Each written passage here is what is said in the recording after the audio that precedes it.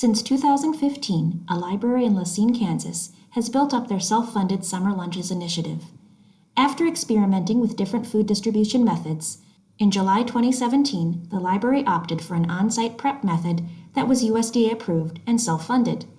Learn how volunteers and library staff expanded this program to include providing meals for children and seniors in their community. This is Janet Reynolds, Children's Librarian Programming Technology from Library District Number 2 of Linn County, Linn, Kansas. And we're going to talk about self-funded summer lunches and positive outcomes. This is part of the Child and Community Wellbeing video series through the Collaborative Summer Library Program. A little history about our program's growth. We've been doing this since 2015, and that was our first year, and we used the Locker Mates brown bag lunches, and we were USDA sponsored. Our community didn't like that, and they directed me to look for something different. So in year 2, 2016, we did hot meals from the Senior Citizens Provider. Again, we were USDA sponsored. The meals were brought to us at 9 o'clock in the morning, and we had to keep them warm until the children came to eat at noon. We did that again in year 3 until July. Once again, our community members were not happy with that. They called them cardboard meals. They would get hard sitting in the warmer. So in July of 2017, we went to an on-site prep meals that was USDA sponsored. We have a volunteer staff who fixes the meals as a retired restaurant owner, a retired person who worked in food service, so she knows what is needed. In 2018, we had all on-site prep all summer. We were self-funded that year. The committee, the action committee, came to me and said, we want to do something different. We want to fund it ourselves, make sure the kids get what they want, and we're not going to have quite as much waste. So we did that in 2018. And in the fall, we started a senior lunch program on Thursdays because the senior center in our town had closed. In 2019, everything was on-site prep and self-funded. And 2020 came along, and it was totally pick up at the front door and 1 day a week at the park for a picnic. We were self-funded, and that year we served over 12,000 meals between kids and seniors from March to December. As you can see in the picture, everything was put in styrofoam containers for pickup. During 2020, we built an addition to our building, and we added a new kitchen and a meeting area. So in 2021, look at all those bright, shining, happy faces in our new spaces. We were able to double the size of our eating area, and we were able to triple the size of our kitchen so we could prepare and serve meals. Once again, it was all done through local donations. We'll talk a little bit about that.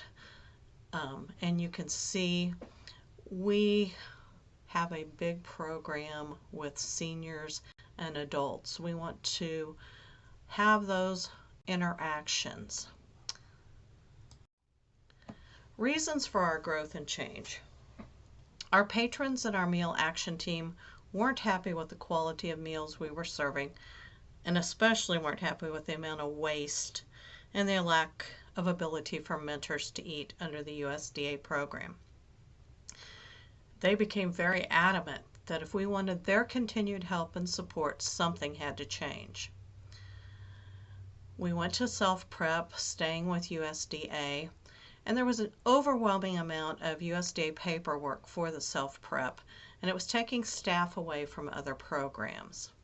At the end of the summer, they said, we want you to go self-funded. I said, we can go self-funded if by March there's $3,000 in our summer food account. There was that and more by the end of February. So I knew the community was definitely ready to stand behind what they said. And we haven't looked back since then. Why summer meals? Why the library? We're definitely in a low socioeconomic area. We have a lot of latchkey kids. Parents work 50 miles north in Kansas City, Overland Park. Children are at home without an adult.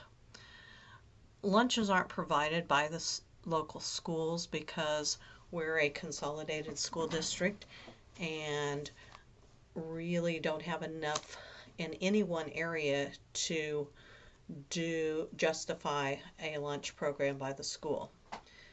We were having programs at the library, and kids were coming to those programs hungry and asking me, do you have anything we can eat? Do you have anything we could eat? Then we became a food desert. The grocery store closed up. We had Casey's and we had Dollar General. They could get something to eat, but it wasn't really probably healthy. So providing a meal for the kids was a big deal in our community. We didn't have any fast food. We had a couple of small restaurants, but both of those were located outside of town and harder for kids to get to. Why not? Why not do it at the library? Kids were coming to the library anyway for programs, and a big plus is it was good for mental health, both for the kids and our adult mentors. Took a little while to convince the adults, the seniors, that being a mentor for kids was fun. Kids need to laugh, but so do the seniors. Kids need role models, and the adults and seniors needed company. Interaction is crucial, both for the kids and the adults. The relationships that we've developed between the kids and the adults has been really great. Physical activity is good, and one of the local churches started one day a week doing a physical fitness program that went along with our lunch program, and they would bring activities. Retired PE teachers and other community members would come and they would play games with our kids. You know, we see so much today where they're just playing on their iPads or their tablets or their phones, and the physical activity is good for those children. Good quality entertainment's not available in our town. We are 50 miles from the city. If you wanted to see a show, hear a musician, whatever, you had to drive. Thanks to partnership with our local bank, we were able to bring good quality entertainment to our community once a week during the summer. We'd bring in musicians, we'd bring in magicians, we would bring in storytellers, bring in science programs, things that attracted our kids' attentions. They wouldn't be in our town otherwise. Food brings people together. And one of the things that we saw in our first years doing this was that children don't know a whole lot about manners. They don't know a whole lot about table conversation. And by setting a mentor at the table with them to talk to them, to eat with them, they could model the manners. They could model good table conversation, not yelling and screaming and doing things they shouldn't be. And it just works. Food brings people together, and the mental health, especially during the pandemic, the people came up saying, thank you so much for doing the picnic. Thank you so much for doing the food. They needed an opportunity to get out of the house, be outside in the park, enjoy activities. We were fortunate enough to be able to bring in those entertainers, and they would perform outdoors at the park. Um, and we were able to help with the mental health issues, both with the kids and the seniors. One of my seniors went to her doctor and he said, "What have you been doing?" And she said, "I've been volunteering with the library and working with the kids." He said, "I wish more of my seniors would do that." He said, "You're in better health now than you were." So we find that the combination of working with the kids and the seniors has been a great blessing for both. You can do it too.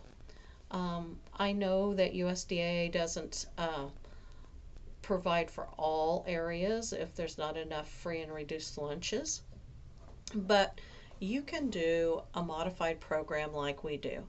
And some of the things that you need to do is talk about building relationships.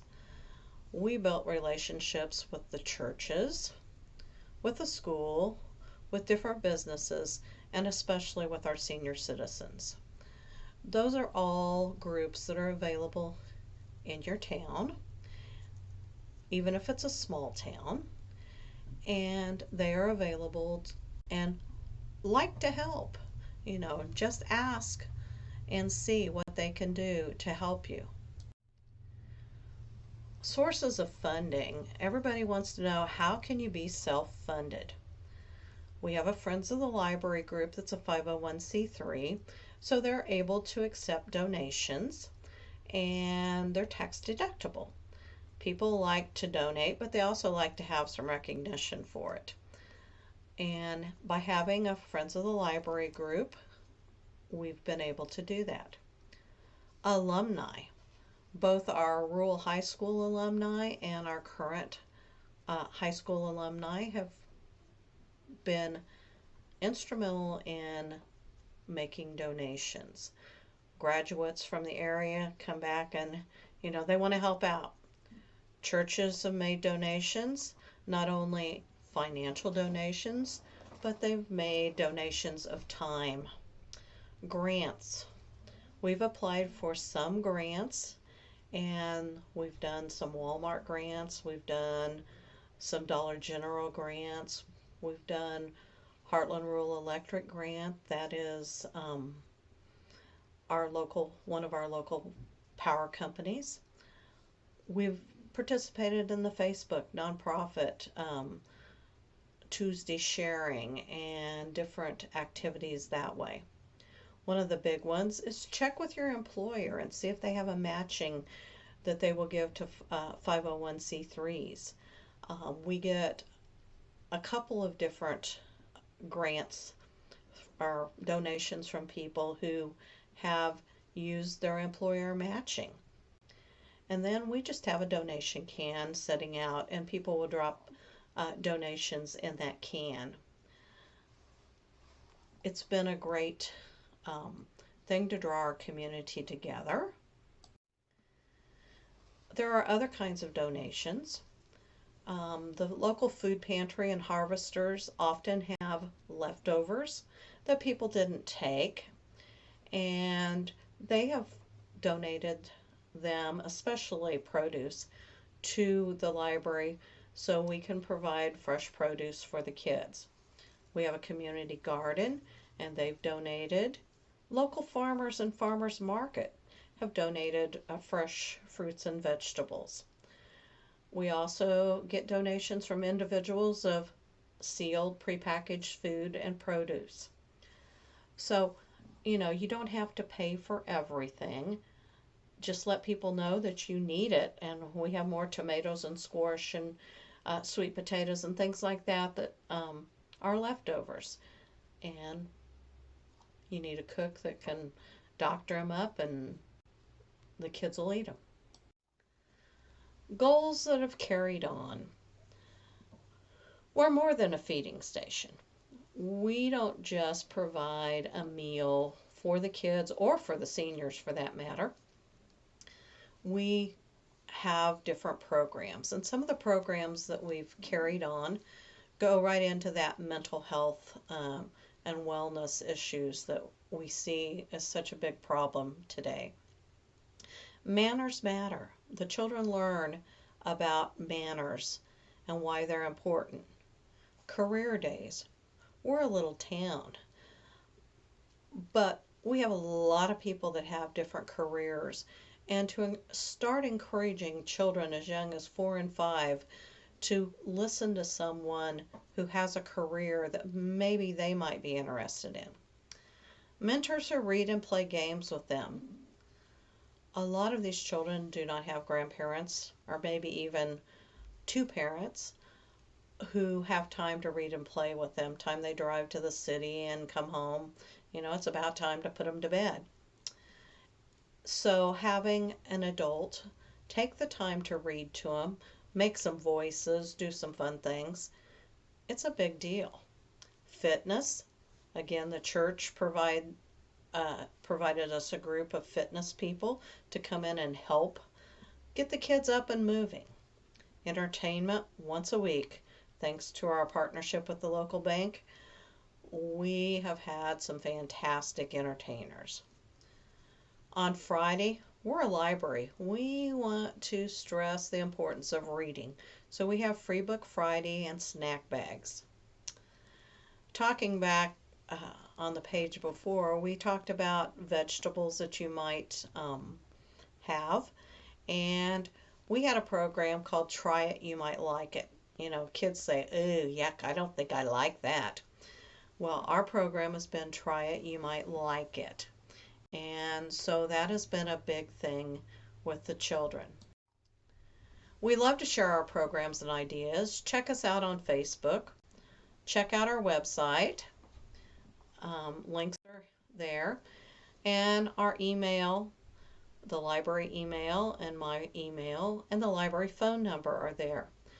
We hope that you might consider doing a self-funded lunch program and see how it affects the mental health of those in your community.